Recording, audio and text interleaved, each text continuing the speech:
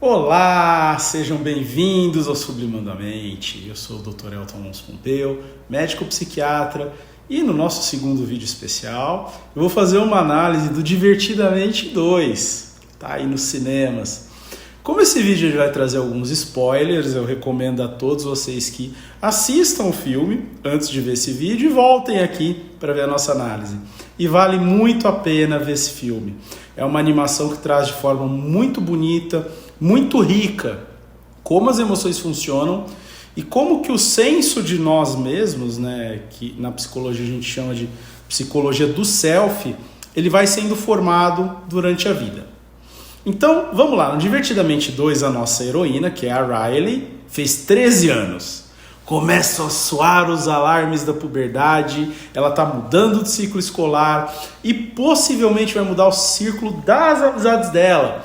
Essas são questões que são muito importantes no início da adolescência, e aí nesse início da adolescência uma reforma interna começa a acontecer. E, tal como nossa vida real, durante essa reforma o nosso sistema emocional ele continua se desenvolvendo plenamente. Como consequência dessa reforma, aquelas emoções protagonistas lá do Divertidamente 1, a alegria, a tristeza, a raiva, o medo e o nojo, recebem novas companheiras, que são ansiedade, vergonha, a inveja e o tédio. E logo um conflito pelo domínio da Riley se instala entre as antigas emoções, que são lideradas pela alegria, e as novas emoções sob o comando da ansiedade. E a ansiedade, ela acaba sendo a protagonista do filme. Ela é representada por uma criaturinha laranjada, quase elétrica, e que não para de se mexer o tempo inteiro. E a ansiedade ela é uma resposta normal ao estresse e aos desafios, e essa resposta acaba nos impulsionando para atividades que nos preparem para as eventualidades aí do futuro.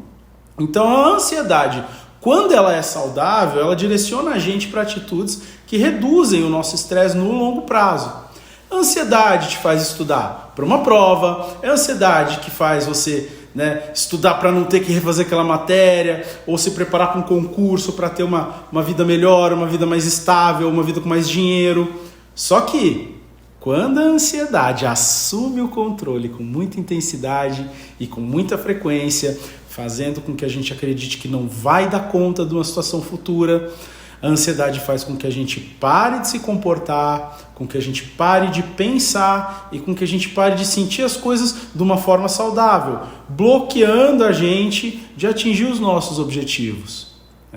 Além da ansiedade, a gente tem a vergonha, e a vergonha ela foi muito bem representada. Ela é uma criatura grande, cor-de-rosa, toda ruborizada, com aquele vermelho de vergonha que a gente fica, desajeitada, e que sempre quando ela é muito exposta, ela se esconde ali no capuz da blusa dela, ela fica escondidinha.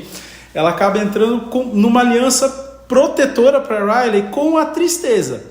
Porque antes da ansiedade chegar, todas as memórias que envolviam vergonha e tristeza, elas eram mandadas lá pela alegria, sempre lá para os confins da mente dela, para que elas não tivessem chance de fazer parte do senso do self da Riley, do senso que ela tem dela mesma como pessoa. E esse senso ele é representado na animação, no desenho, por uma árvore de cristal. E essa árvore vai crescendo dentro lá da sala de controle das emoções da Riley. Só que essa supressão ela acaba não dando certo, e o filme ele ensina pra gente que a vergonha e a tristeza elas sinalizam uma coisa importante pra gente, que aquele desconforto que a gente sente quando age de uma forma socialmente inaceitável, ela pode nos levar a consertar os relacionamentos, pedindo desculpa, por exemplo, e a gente arrumar o nosso caminho. E isso ajuda a gente a satisfazer uma vontade saudável, de manter as conexões com as outras pessoas e manter uma linha reta de conduta. Tem a inveja também, que é uma criatura pequenininha, verdinha, e ela é a emoção que a gente sente quando falta algo para nós, e uma coisa que a gente quer muito, e que uma outra pessoa tem essa coisa.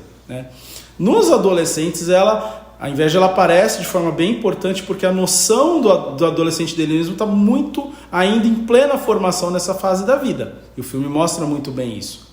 E quando a inveja aparece, a gente pode, né, com muita dor no coração, tomar consciência daquilo que a gente não tem.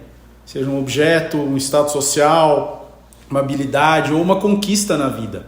A inveja, ela também é uma emoção que pode motivar a gente. Só que quando ela não é uma inveja saudável, as comparações que a gente acaba fazendo são ruins e podem surgir sentimentos aí de animosidade, né, de rixa com os outros. Né? O tédio, ele aparece nesse filme. O termo original, né, do filme, sem a tradução, é o ennui. Ennui é um termo francês que representa uma mistura do próprio tédio com cansaço, com angústia e com indiferença, né? O tédio, o ennui, ele é magrinho, roxinho, cabeludinho, bem blasé, bem indiferente, representado com um inseparável celular na mão, né? Igual a gente, quando fica entediado no dia de hoje, já pega o celular.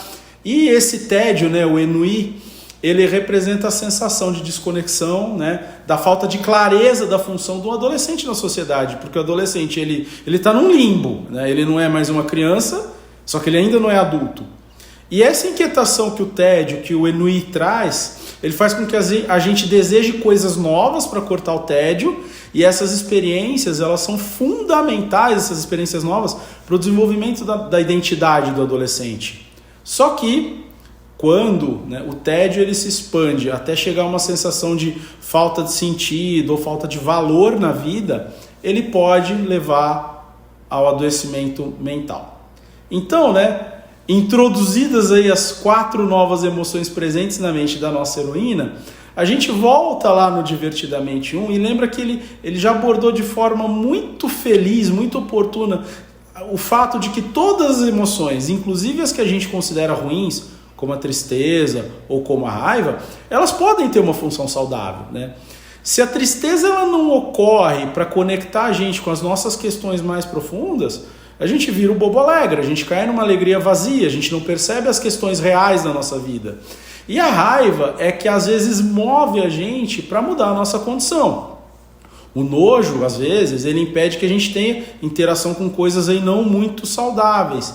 E o medo, ele muitas vezes tem a função de nos proteger de perigos reais da vida, né?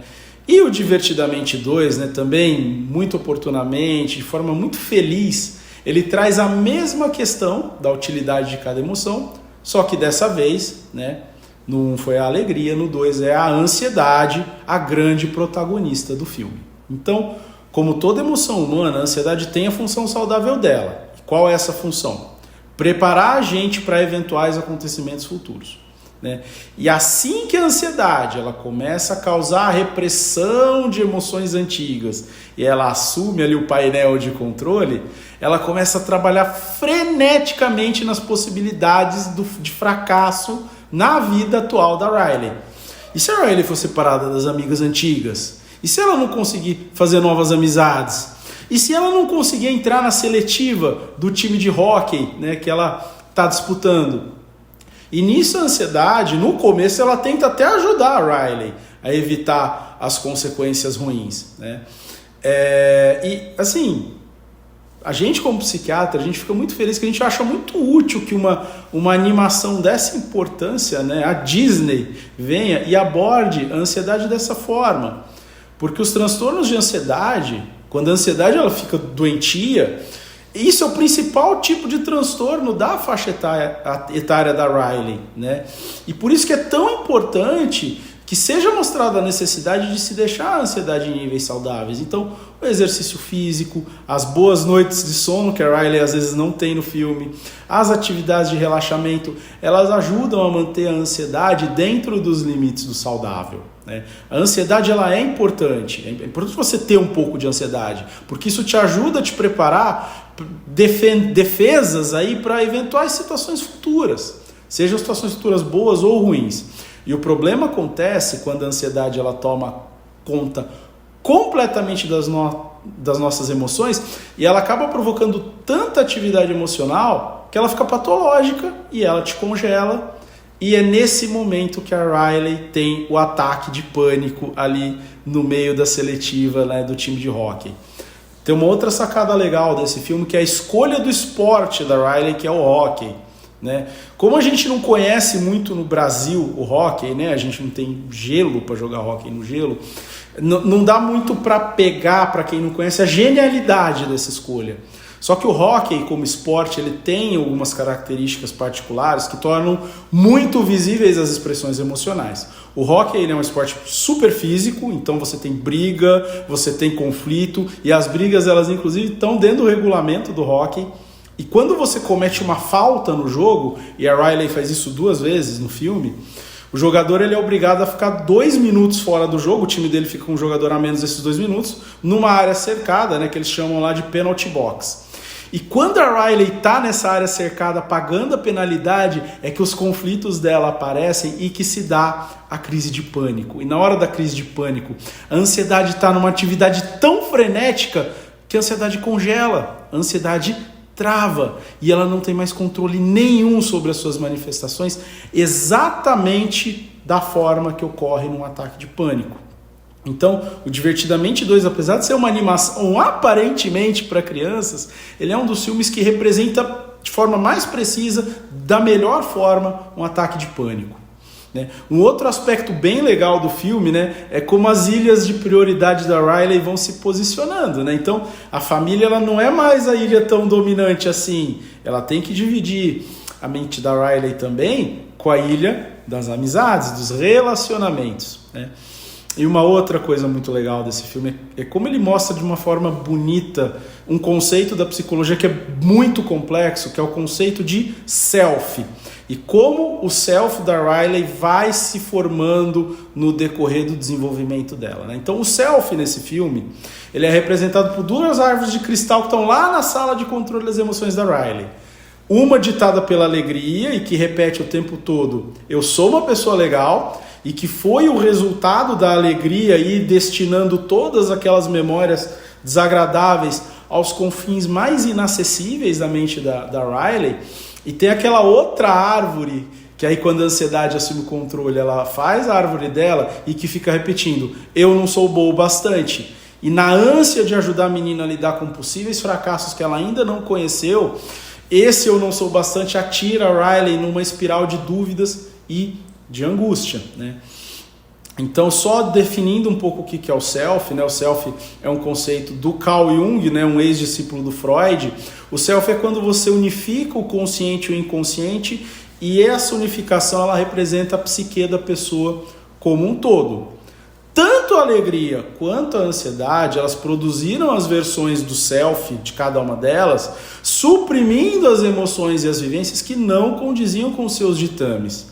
E é só com 2 fatos no filme. Quando tem a brainstorm, a tempestade de ideias, e depois quando a raiva pega todas aquelas dinamites, explode todo o conteúdo reprimido, trazendo ele à tona, é que o self mais completo e que integra todas as camadas de experiências e de emoções da Riley, ele começa a se formar. E essa é uma representação simbólica bem clara do processo da integração, dos aspectos da personalidade, que é a individuação.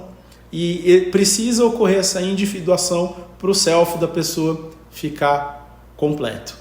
E também, de uma forma muito linda, esse filme ensina para a gente que a saúde mental e a integridade de uma pessoa, eles não podem vir de uma visão de nós mesmos como exclusivamente bons, como a alegria estava tentando fazer ali. A saúde mental, ela vem antes de mais nada de uma visão honesta sobre a gente mesmo. É importante a gente admitir que às vezes a gente decepciona a nossa família, às vezes a gente não faz o melhor que a gente pode, só que também a gente é capaz de ter empatia, de ajudar os outros, como a Riley mostra no filme.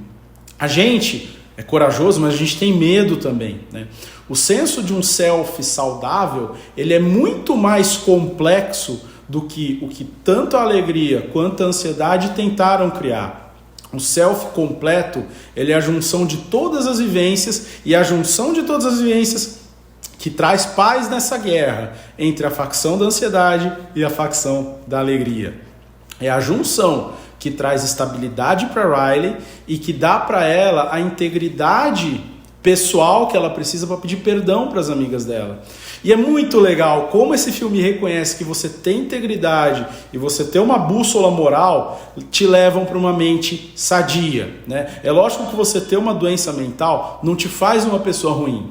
né? Muitas pessoas tidas como pessoas boas ou até como santas, eles tiveram transtornos mentais severos em algum momento das suas vidas.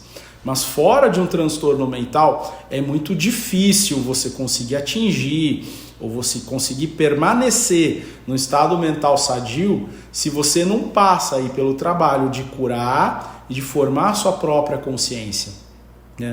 A maior lição dessa animação, e que me faz indicá-la para que todo mundo assista, é que lidar com todas as nossas emoções, com todas as nossas vivências, de uma forma aberta e de uma forma honesta com a gente mesmo, é muito mais saudável do que tentar suprimir aquelas emoções ou situações que nós consideramos ruins ou inadequadas.